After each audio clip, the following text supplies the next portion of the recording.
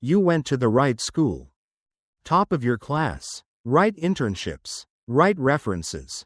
The kind of resume that makes people in this industry lean forward when they read it. Today, that doesn't matter. Look at your wrist. That watch costs $20. The fund you're about to walk into manages $14 billion. There are people on the 47th floor who would not wear a $20 watch to a funeral. Keep the watch. By the end of this story, you'll understand why. In 5 years, 40 of the 42 people sitting in this building with you will be gone. Not fired, just gone. 2 will make it all the way up. Here's the first thing you need to know. The 2 who make it won't be the smartest ones. And here's the second thing. The one nobody says out loud in this industry. By the time they reach the top, they won't be sure it was worth it. This video is about both of those things. This is the climb. Level 1. The intern. You're 21 years old and you are building a model that nobody told you how to build. It's 11:47 p.m. Your summer stipend is $1.800 a week. More money than your father made in a month. And you have been in this chair for 14 hours. There are 42 interns at this fund. HR held an orientation breakfast and mentioned it 8 times. The word they kept using was lucky. The word they should have used was temporary. Your analyst is 26, subsists on cold brew and nicotine gum, and gave you a task at 6 p.m. Tighten the assumptions and rerun the sensitivity tables. That was 5 hours ago. You have rerun the tables 9 times. You're not sure they're tighter. You've been afraid to ask since hour 3. The fund manages $18 billion. Your model covers a mid-cap pharmaceutical company none of the partners have ever heard of. If they like it, nothing happens. If they don't, also nothing happens. The only thing that actually matters is whether your analyst forwards it upstairs without the note that says needs work. 3 interns had their summers cut last week. Nobody explained why. Nobody will. Of the 42, 11 will receive full-time offers. The fund mentions this on day 1.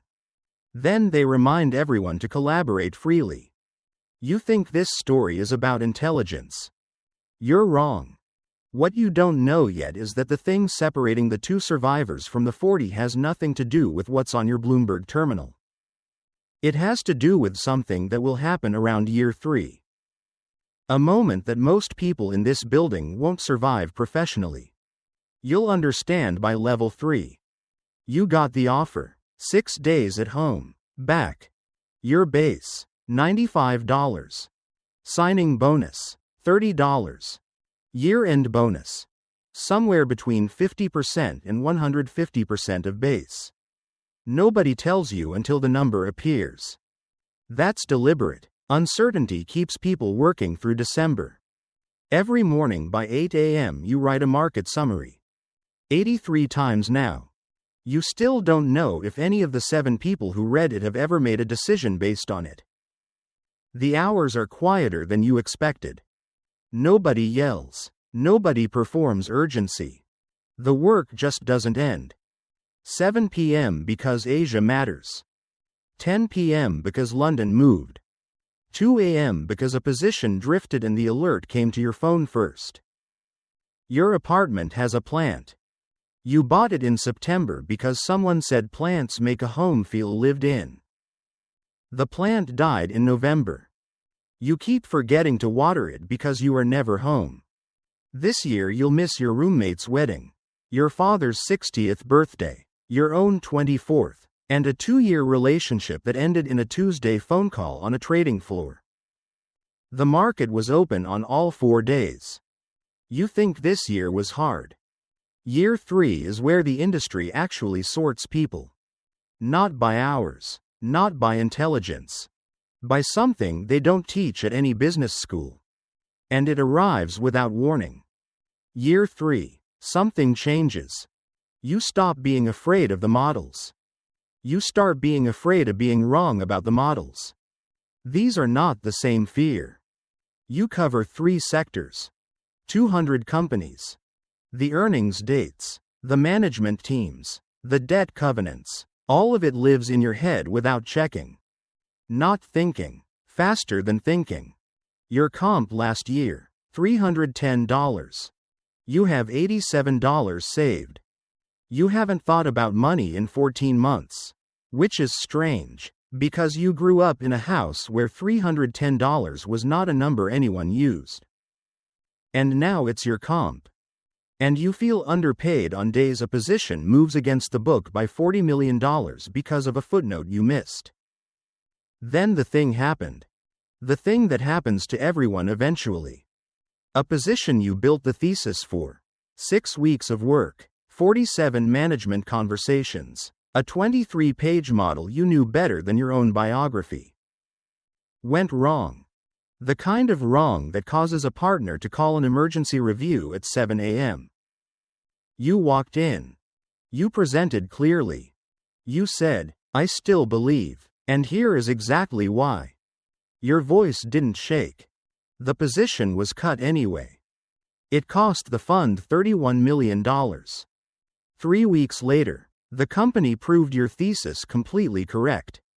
Harris forwarded you the press release at 6:47 a.m. No message. And this is the moment that sorted you from the 39 who didn't make it. Not what you said in the risk committee room. Not whether the thesis was right. What happened in the 48 hours after the cut, when you had to decide whether this loss was information about the market, or information about whether you deserved to be here. The people who chose the second answer. Gone within the year. Not because they were wrong. Because they made it personal. You chose the first answer. Harris noticed. That is the entire reason you are standing where you are about to be standing. The title changes on a Tuesday. The work changes on a Wednesday. Your carry allocation kicks in. For the first time, your compensation is structurally tied to fund performance. Good year, real money. Bad year, base. 2 bad years. A polite conversation about fit. You run a $600 million sub-book. Nobody says this out loud. Harris gave you 3 sectors and a range. And when those sectors move wrong, the call comes to your phone. 6 a.m., or 11 p.m., or both. Harris said something in your last review. The market doesn't reward being right. It rewards being right and having size. Most people, he said, only ever learn half that sentence. You've been thinking about that for 32 days. Because you've now watched 6 people who were better analysts than you get managed out or leave. Every single one was smart. Every single one had conviction. What they couldn't do was hold a position through pain without needing it to stop. Without making the loss mean something about them. You went to therapy this year. Once. The therapist asked what you enjoy outside of work. You thought for 45 minutes. You mentioned hiking. You haven't hiked in 4 years. Your bonus this year, $520. You felt disappointed for 11 hours. Then you called your father, who spent 28 years in a school district, and did not say the number. You've passed the test that killed 39 others. But there's a harder test coming. One that only shows up when the numbers have enough zeros to actually threaten your understanding of who you are. That's at the next level. It costs $90 million to learn. Portfolio manager. Your name on the P&L. $1.4 billion. Stop. Before this story goes where you expect it to go. The sharp suits. The views. The feeling of moving markets. There's something the industry will never put in a brochure. The average hedge fund has underperformed a basic S&P 500 index fund in 14 of the last 20 years. The index fund charges 0.03% annually.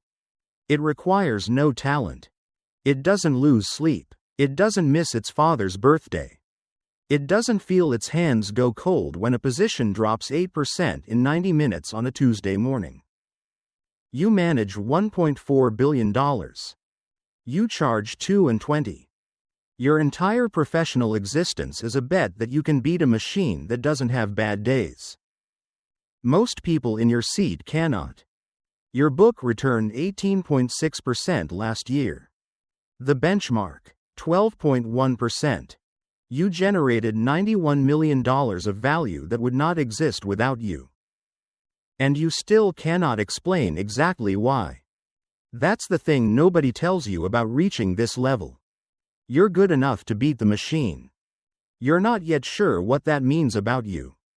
Because the version of you at level 3 survived the $31 million loss by deciding it wasn't personal. This year you had a $90 million loss. A position you held through 7 weeks of pain. Presented in 3 risk committees. Defended to 4 LPs on calls. You held the conviction. The position never recovered. And something strange happened in week 8. You cut it. Cleanly. No drama. Next question. Your analyst, who watched the whole sequence, asked you afterward how you did that.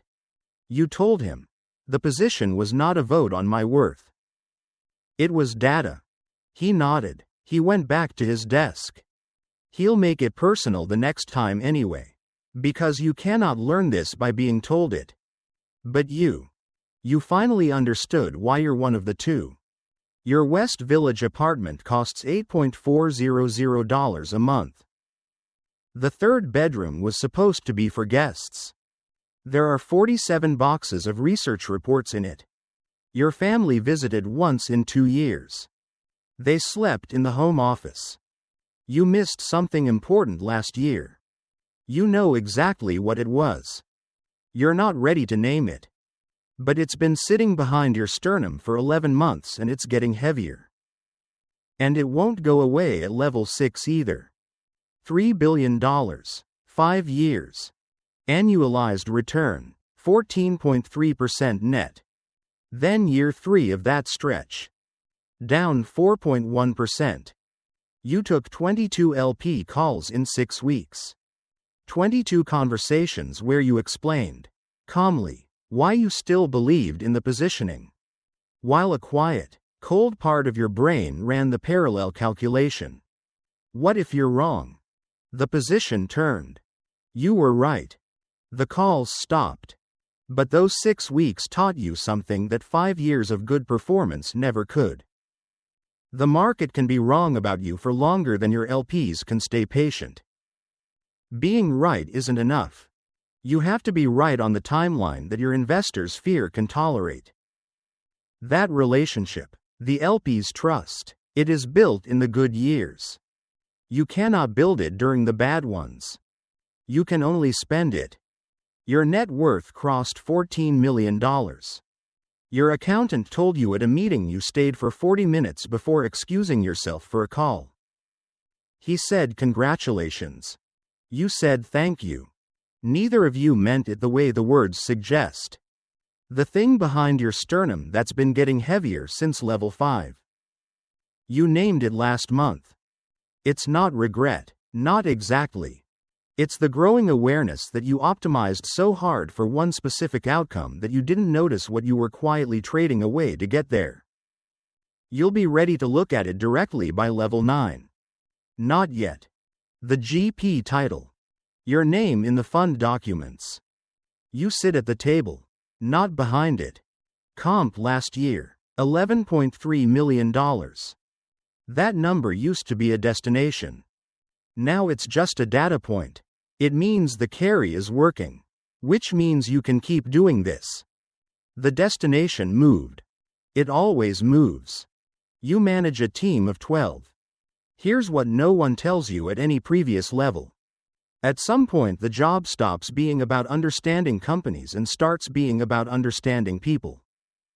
Who has conviction and who is performing conviction? Who will tell you the trade is wrong before the loss? And who will wait until after? You've become very good at that difference. You are also tired of needing to be. You had a health scare in March. Arrhythmia, caught on a routine check. Stress related. The cardiologist said. Not yet dangerous. You reduced your workload for 11 days. The Casio on your wrist is the one from when you were 19. Everyone on the team has noticed. A $20 watch among the Pateks and Rolexes is either an eccentricity or a message. You've never explained which. Some things you keep exactly because everyone is watching. You are officially one of the two. The 40 who started with you, gone. Some to corporate, some to startups. One teaches business school and tells students about his time in the industry with the particular warmth of someone who left before it consumed him. You stayed. And you've been turning over a question for 6 months that you haven't answered yet. Did you stay because you love this? Or because you stopped knowing how to be anyone else? Those are two different answers. They lead to two completely different level 10s. You left to start your own fund at 46. Not because the old fund was struggling. Because 24 years of building someone else's track record finally made the math simple. At 2 and 20 on your own capital, you keep the 20. Not an allocation, the 20. 14 months to raise $800 million instead of the $2 billion you'd modeled. Breakfasts, dinners, calls, flights to Zurich, Abu Dhabi, Singapore. The same story, told to people politely skeptical until they were suddenly yes. Your fund is $4.6 billion now. Management fee, $92 million annually before performance. Net worth crossed $50 million last year. You sleep 5 hours a night. You've slept 5 hours a night for a decade. You've read 4 books about sleep. You sleep 5 hours a night. Your youngest is studying philosophy. You told him that was excellent. He asked once what you'd study if you started over. You said you didn't know. Both of you knew that was the most honest answer you'd given anyone in years. You check Bloomberg at 5:47 a.m. Market opens at 9:30. 3 hours 43 minutes of data you can't act on yet. You've never stopped. Some habits are just who you are now. The thing you've been carrying since level 6. The growing awareness of what you traded. You can see it clearly now. The game selected for a specific kind of person. Patient with risk, impatient with everything else. Effective at being alone with hard decisions. Very good at $4.6 billion. Less good at the things that don't have a P and L. You're not complaining. This is just the shape of what happened. $18 billion. 15 years as a founder. Annualized net return, 17.4%. People ask you what the secret is. You have a real answer now. You've been sitting with it for 3 years. Around year 12, you stopped needing to be right. Not that you stopped caring whether trades worked. You cared intensely, every day. But the need for the trade to validate you. The part that used to run the parallel calculation. What does this mean about whether I belong here? That part went quiet. Before year 12, a position that worked was proof you deserved to be here. A position that failed was a threat to the narrative. After year 12, a position was just a position. It worked or it didn't. You learned or you didn't. The position was not a vote on your worth. It was data. This is the thing you cannot teach. It sounds simple and it is not simple. It only comes from going through a stretch where your conviction is right and your timing is wrong and the loss lands on your name in front of an LP committee and you find out you can present clearly anyway and then you drive home and the streetlights look the same as they always did. The 40 who washed out weren't less talented. Most of them were smarter. They just couldn't metabolize loss without it becoming a story about whether they deserved to be here. You could. That's the entire difference. But there's a number that arrived in your accountant's office last month. A comparison he ran without being asked. Your 17-year net worth, accounting for taxes and fees and the real cost of the capital you deployed, versus a person your age who put the same starting capital into an S&P 500 index fund in the same year and then went home. The difference was not what you expected. It was smaller. Much smaller. The index fund investor has all his weekends back. He was at every birthday. He was at both weddings. He knows what his kids sound like when they're not performing for a distracted parent. He also doesn't know what it feels like to have stood where you've stood. To have looked at the whole machine from the inside and understood exactly how it runs. You sat with that for 2 weeks. Both things are true. Neither cancels the other. And at 60 years old you have finally stopped trying to resolve the contradiction. What you decided, after 2 weeks, is this. You didn't do this for the number. You did it because you needed to know how far up the ladder went. Now you know. That knowledge is worth exactly what it cost. You're still not sure that's enough. You suspect that's the right answer. You step down on a Wednesday. The fund is $21 billion. Fully functional. The team is the best you've ever assembled. You stepped down because you looked at your calendar in January and realized you had not had a weekend with no obligations in 4 years. 4 years. And that number landed like a decision. You announce it quietly. Email to the board, letter to the LPs. Press statement. Transition to senior advisor. The markets don't move. Your competitors notice in 6 minutes. Some call to check if you're okay. Some call to understand the succession structure. You know which call is which before you answer. Your net worth, north of $200 million. The Casio on your wrist cost $20 in 1999. You've thought about that math before. You take a month off. Actually off.